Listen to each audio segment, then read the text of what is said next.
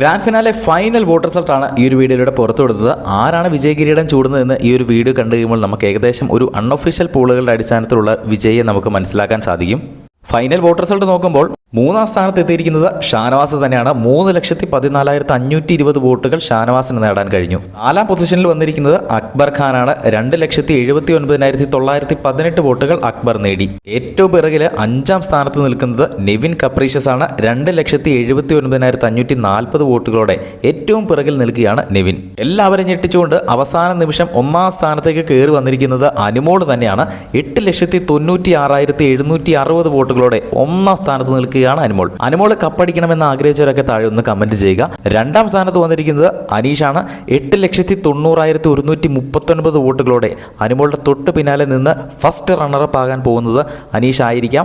Unofficial പോളുകൾ പ്രകാരമുള്ള voting റിസൾട്ടാണ് ഈ പറഞ്ഞത്. ഈ ഒരു സീസണിലെ വിജയികളൊക്കെ തന്നെയും അൺപ്രഡിക്റ്റബിൾ ആണ്. 1ാം സ്ഥാനത്തും 2ാം സ്ഥാനത്തും വരുന്നത് ആരൊക്കെയെന്ന് കൃത്യമായിട്ട് ഹോട്ട്സ്റ്റാറിലും ഏഷ്യാനെറ്റിലൂടെയും ഗ്രാൻഡ് ഫിനാലെ 7 മണിക്ക് തന്നെ സ്ട്രീം ചെയ്യും. ആ സമയത്ത് തന്നെ നമുക്കറിയാം. അതുപോലെ തന്നെ 4ഉം 5ഉം സ്ഥാനക്കാർ അക്ബറും നെവിനും തമ്മിലുള്ള ഒരു സ്ഥാനം ആർക്കാണ് ലഭിക്കുന്നതെന്നും ചെറിയൊരു കൺഫ്യൂഷൻ ഉണ്ട്.